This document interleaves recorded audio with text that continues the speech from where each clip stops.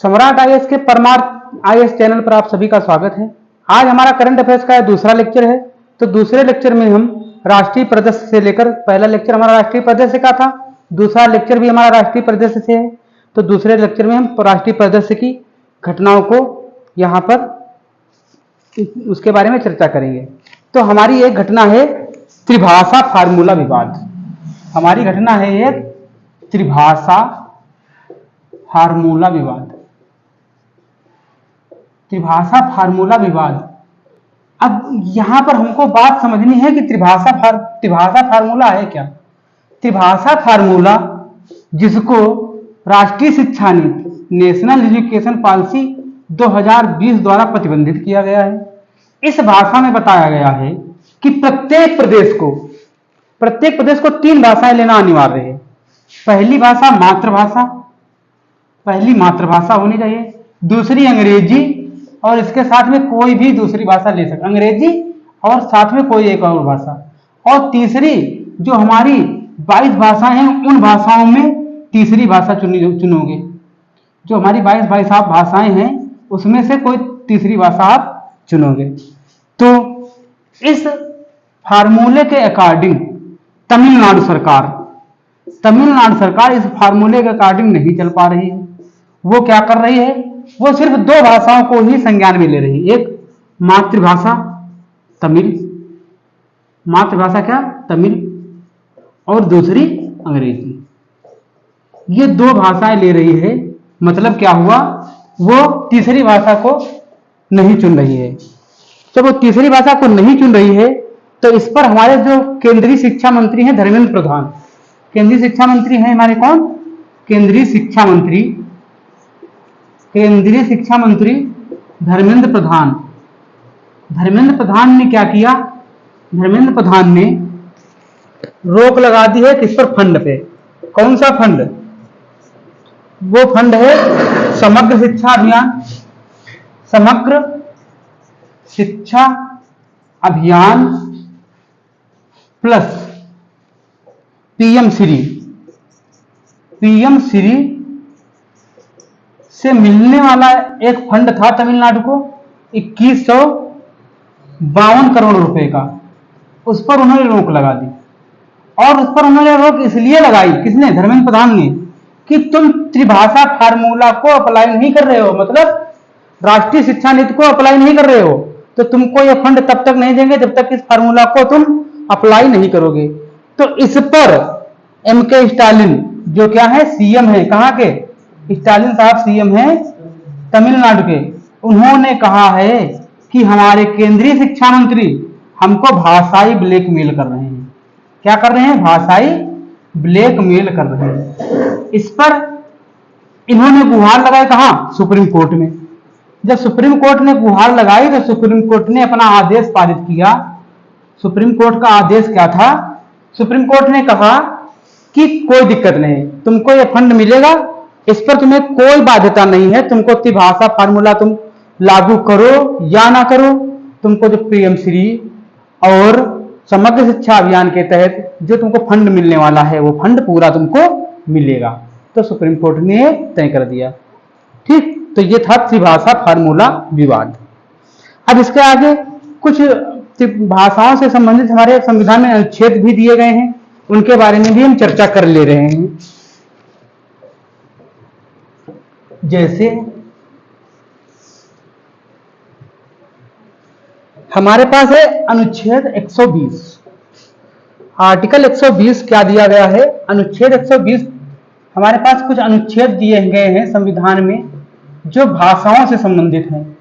तो आर्टिकल 120 जो है वो कहता है संसद में प्रयोग की जाने वाली भाषा कैसी होगी। आर्टिकल 120 बताता है संसद में प्रयोग की जाने वाली भाषा, प्रयोग की जाने वाली भाषा के बारे में कौन सा बताता है, प्रयोग की जाने वाली भाषा के बारे में दिशा निर्देशित करता है कौन, आर्टिकल 120। इसके बाद में आर्टिकल 210, आर्टिकल 210 करता है विधानसभा में प्रयोग की जाने वाली भाषा के बारे में। विधानसभा में प्रयोग की जाने वाली भाषा के बारे में कौन सा अनुच्छेद आता है, अनुच्छेद 210। अनुच्छेद 343, अनुच्छेद 343 आता है संघ की भाषा हिंदी हो और उसकी लिपि अनुच्छेद 343 कह रहा है कि संघ की भाषा क्या होनी चाहिए? संघ की भाषा हिंदी होनी चाहिए, अब वो भी देवनागरी लिपि में। किसमें? देवनागरी लिपि में। ये अनुच्छेद 343 कह रहा है। अनुच्छेद 344 कहता है राजभाषा के संबंध में एक आयोग होना चाहिए। अनुच्छेद 344 कह रहा है कि राजभाषा के संबंध में क्या होना चाहिए? एक आयोग का गठन होना चाहिए। ठीक। अब अनुच्छेद 346 क्या कहता है? अनुच्छेद 346 कह रहा है राज्यों या संघ के मध्य पत्र की भाषा कैसी होनी चाहिए? राज्यों अथवा संघ के मध्य कैसी पत्र व्यवहार की भाषा? कौन सी भाषा? पत्र व्यवहार की भाषा। पत्र व्यवहार भाषा के बारे में कौन सा आर्टिकल बोलता है? आर्टिकल 346 बोलता है। इसके बाद आर्टिकल 347, ये बहुत ही महत्वपूर्ण आर्टिकल है, इसीलिए हम आपको यहाँ पर लिखा रहे हैं। आप लोग लिख भी लेना, ऐसा नहीं कि हम लिख रहे हैं तो आप भी लिख सकते हो साथ में। हम यहाँ पर उतना ही टॉपिक कवर करेंगे जितना आरओ, यूपीपीसीएस, बीपीएससी इन सभी एग्जाम के लिए बहुत ही महत्वपूर्ण हो। इसके साथ में ऐसा ही स्टैटिक जीके भी कवर करेंगे जो इन सभी के लिए ही बहुत ही महत्वपूर्ण हो। तो हम फालतू की बातें हम इसमें कवर ही नहीं करेंगे। तो यहाँ पर जो कुछ भी लिख रहे हैं वो आपके लिए ही बहुत ज्यादा इंपॉर्टेंट है, आप उसको जरूर लिख लेना। अब जहां पर हमारा होगा 347, किसी राज्य में बोली जाने वाली भाषा के संबंध में विशेष उपबंध। 347 क्या कहता है अनुच्छेद? किसी राज्य की भाषा जो बोली जाती है, बोलने वाली भाषा है, उसके बारे में क्या विशेष उपबंध देता है? कौन? विशेष उपबंध कौन दे रहा है? आर्टिकल 347। ठीक। अब इसको हम मिटा रहे हैं और 4-5 आर्टिकल बचे हैं, इनके बारे में भी हम चर्चा कर ले रहे हैं। अब आर्टिकल आता है आर्टिकल 348। ये आर्टिकल बहुत ही महत्वपूर्ण है, इसीलिए हम यहाँ पर इनको कवर कर रहे हैं। आर्टिकल 348 कह रहा है सुप्रीम कोर्ट और हाई कोर्ट में प्रयोग किए जाने वाली भाषा कैसी होनी चाहिए? आर्टिकल 348 क्या कह रहा है?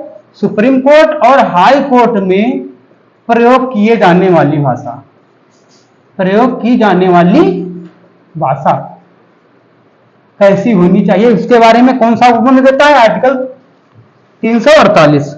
आर्टिकल 349 क्या कहता है? यह कहता है भाषा के संबंध में कुछ विधियां अधिनियमित करने के संबंध में विशेष प्रक्रिया। ये इतना इंपॉर्टेंट है लेकिन तब भी समझ लेना। ये क्या कहता है? भाषा के संबंध में कुछ विधियां अधिनियमित करने के लिए, कुछ विधियां अधिनियमित करने के लिए क्या होना चाहिए? विशेष प्रक्रिया बनाई जानी चाहिए। यह प्रक्रिया किस अनुच्छेद के अंतर्गत आएगी? अनुच्छेद 349। अब अनुच्छेद 350 क्या कह रहा है? अनुच्छेद 350 कह रहा है शिकायतों के निवारण हेतु प्रयोग की जाने वाली भाषा।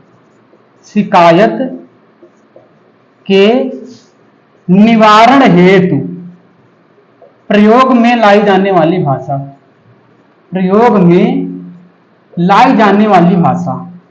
आर्टिकल 350 का ही है पार्ट, उसी में जोड़ा गया है प्राथमिक स्तर पर मातृभाषा में शिक्षा की सुविधा। प्राथमिक स्तर पर क्या होना चाहिए? मातृभाषा में शिक्षा, मातृभाषा में क्या देनी चाहिए? शिक्षा की सुविधा। ये कौन कह रहा है? आर्टिकल 350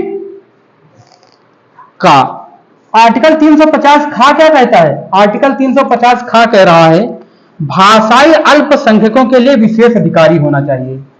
क्या होना चाहिए? जो भाषाई अल्पसंख्यक हैं, अल्पसंख्यक भी प्रकार के होते हैं, जातीय अल्पसंख्यक, ऐसे ही क्या है भाषाई अल्पसंख्यक, जिनकी भाषा ही एक छोटी भाषा संकुचित है, उनके लिए क्या होना चाहिए?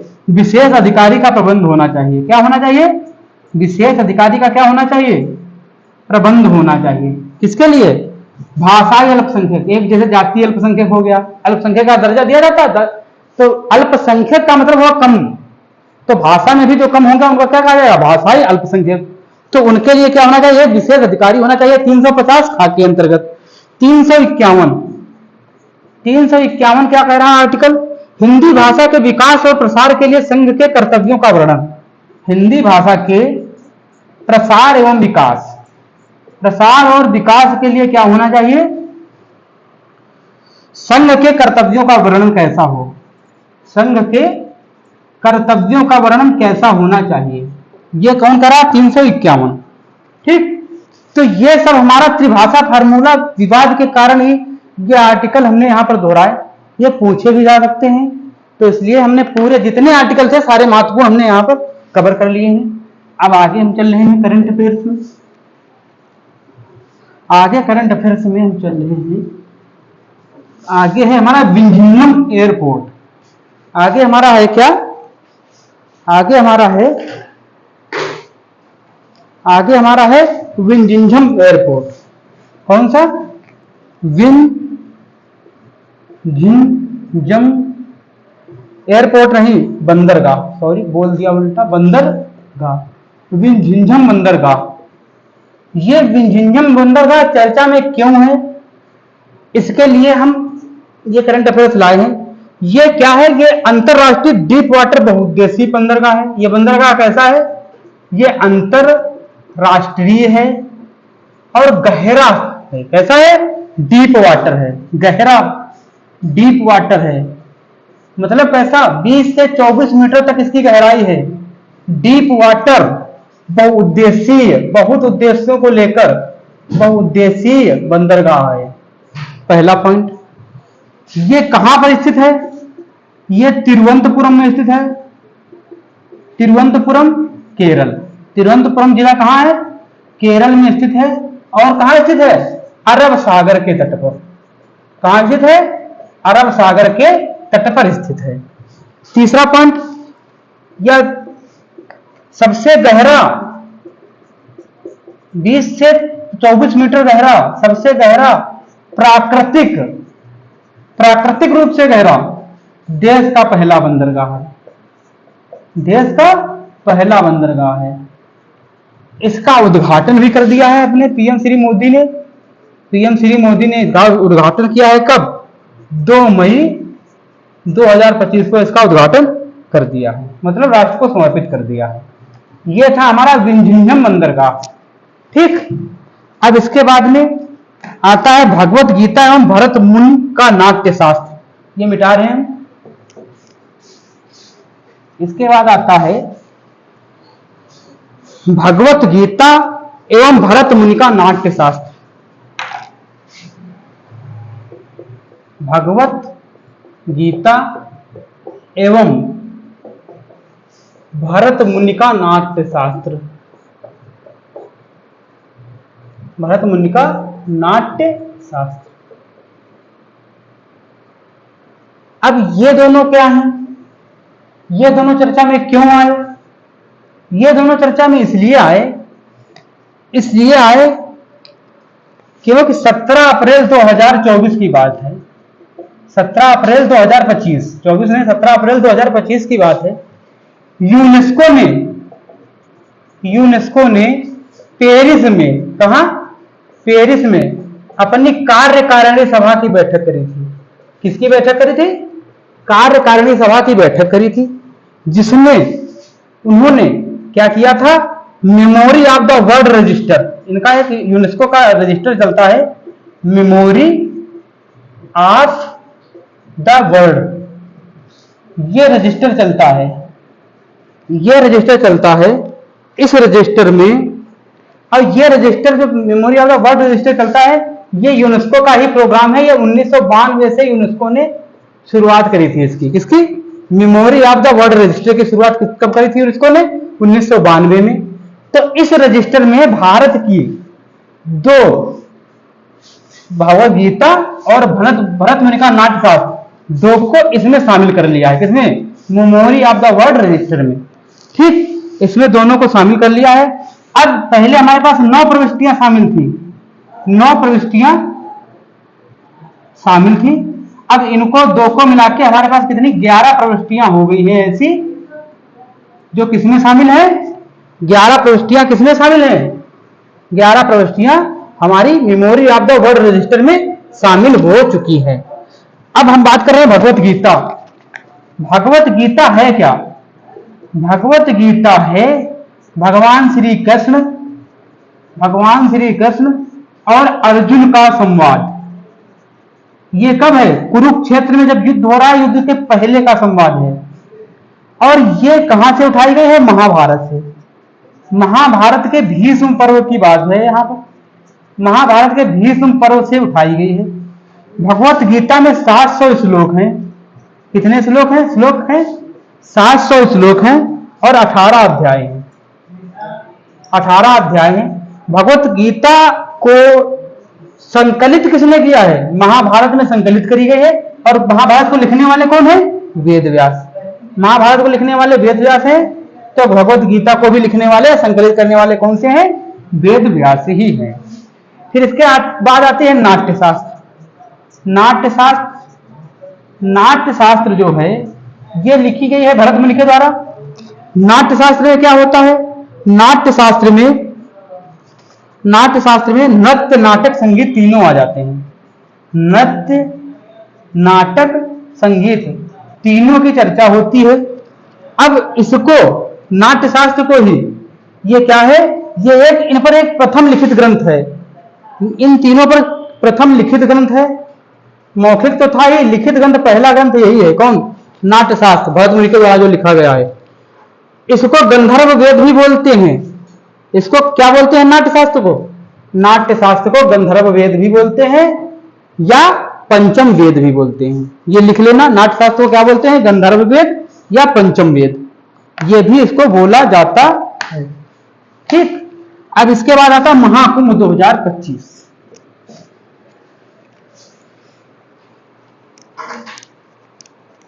महाकुंभ 2025। महाकुंभ 2025 में क्या क्या बहुत जरूरी घटना है उसके बारे में बता रहे हैं। महाकुंभ 2025 ये कहां पर हुआ है? यह प्रयागराज में हुआ है। कहां पर हुआ है? प्रयागराज में हुआ है। गंगा, यमुना और सरस्वती ये अदृश्य नदी है। इन तीनों के संगम पर हुआ है। 13 जनवरी पौष पूर्णिमा, पौष उस दिन पूर्णिमा थी। 13 जनवरी पौष पूर्णिमा से लेकर 26 फरवरी 2025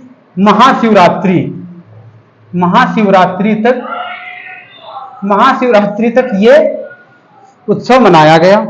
ठीक। अब इसके बाद में ये महाकुंभ होता क्या? महाकुंभ पूरे भारत में 4 जगह मनाया जाता है। भारत में कहां मनाया जाता है? 4 जगह। प्रयागराज के बाद उज्जैन में कौन सी? क्षिप्रा नदी।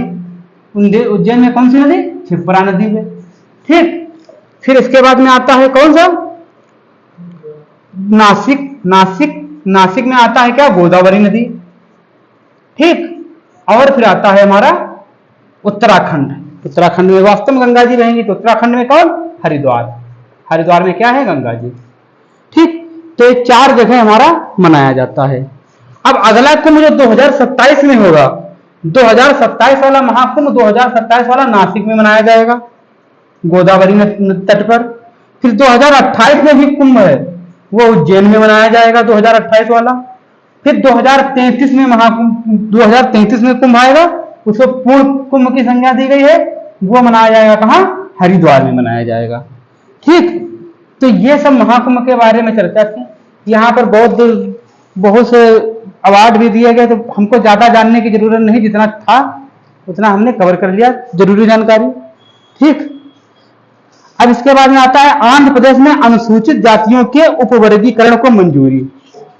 आंध्र प्रदेश में अनुसूचित जातियों के उपवर्गीकरण को मंजूरी। तीसरा आर्टिकल क्या आता है? तीसरा आर्टिकल आ रहा है, आंध्र प्रदेश की बात हो रही है। आंध्र प्रदेश में क्या हो रहा है? जो हमारी अनुसूचित जातियां हैं, एससी को उपवर्गीकरण में बांटने की मंजूरी दी गई है। कहां? आंध्र प्रदेश में, आंध्र प्रदेश में एससी को उपवर्गीकरण किया जा रहा है, उपवर्गीकरण की मंजूरी दे दी गई। और मंजूरी देने वाला कौन है? मंजूरी देने वाला है एन चंद्रबाबू नायडू, एन चंद्रबाबू नायडू, जो वहां के क्या है, सीएम है। उनकी मंत्रिमंडल की अध्यक्षता में यह पारित हुआ कि हम जो एससी कास्ट है उसका उपवर्गीकरण भी करेंगे। इसका उपवर्गीकरण के लिए उनको इसका महत्व क्या था? शिक्षा और रोजगार, शिक्षा और रोजगार के पर्याप्त अवसर इन जातियों को मिल सके। एससी जातियों में उपवर्गीकरण का उद्देश्य यह था कि शिक्षा और रोजगार का उचित अवसर इनको मिल सके। ठीक, अब इसके तहत में सुप्रीम भारतीय संविधान की बात बताएं। भारतीय संविधान में क्या हो रहा है? भारतीय संविधान में दो अनुच्छेद इसके लिए बहुत ज्यादा प्रेरित हैं, 341 और 342। 341 और 342 के तहत राष्ट्रपति क्या करता है? राष्ट्रपति क्या करता है? प्रेसिडेंट मतलब राष्ट्रपति। राष्ट्रपति क्या करता है? एससी एवं एसटी, एससी एवं एसटी, एससी एवं एसटी को अधिसूचित करने एवं संसद को सूचियां बनाने का अधिकार प्रदान करता है। 341-42 क्या करता है? राष्ट्रपति को एससी एवं एसटी सूचियां अधिनियमित करने एवं क्या है, संसद को सूचियां बनाने का अधिकार प्रदान करता है। क्या करता है? संसद को सूचियां बनाने का क्या करता है? सूचियां बनाने का अधिकार प्रदान करता है। आर्टिकल 341 और आर्टिकल 342। ठीक, अब इसके आगे हमारा आ रहा है आर्टिकल 15(4) का, 15(4) का और 16(4). आर्टिकल 15(4) और 16(4). आर्टिकल 15(4) और 16(4) क्या कहते हैं?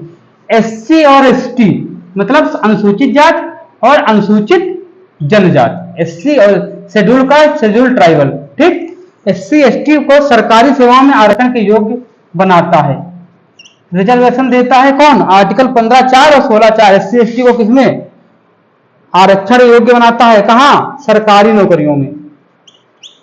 कौन सा? Article 15(4), article 16(4). अब इसके बाद में आरक्षण तो मिल गया, तो एक और घटना घट गई। आरक्षण तो मिल गया, सरकारी नौकरी भी मिल गई, लेकिन पदोन्नति नहीं हो पा रही थी। तो फिर जोड़ा गया 77वां अमेंडमेंट, कॉन्स्टिट्यूशन अमेंडमेंट 1995। 1995 के बाद है 77वां संविधान संशोधन 1995 जोड़ा गया, जिसमें 16(4) का जोड़ा गया। 16(4) का में क्या कहा गया कि पदोन्नति में भी आरक्षण मिले, पदोन्नति में भी क्या मिले इनको? आरक्षण मिले। किसको? एससी और एसटी को। इसीलिए यह संविधान संशोधन हुआ 77 संशोधन 1995, जिसमें हमारा आर्टिकल क्या जोड़ा गया? 16(4) का जोड़ा गया। और पदोन्नति का आरक्षण किसको मिले? एससी और एसटी को। इसीलिए ये हमारा जोड़ा गया। ठीक, तो आंध्र प्रदेश ने सुप्रीम कोर्ट में उपवर्गीकरण जो कर रही है वो लाभ पाने के लिए किसके, किन दो उद्देश्यों के लाभ पाने के लिए कर रही? इन दोनों के लिए, सरकारी नौकरी भी मिले और आरक्षण भी मिले। ठीक, अब आगे आ रहा है एक हमारी बहुत अच्छी साड़ी बनाई गई है कर्नाटक में, जिसका नाम है पट्टेदा अंचू साड़ी। कौन सी साड़ी बनाई गई है?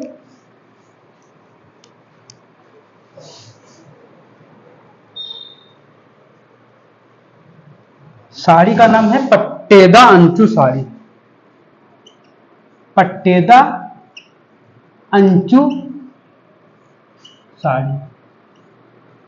ये साड़ी है कहां की? ये साड़ी है कर्नाटक की। कहां की? कर्नाटक की साड़ी है। कर्नाटक में गडग जिला की साड़ी है। गडग, गडग कौन सा जिला है? गडग जिला की साड़ी है ये। तो ये साड़ी की विशेषता क्या है?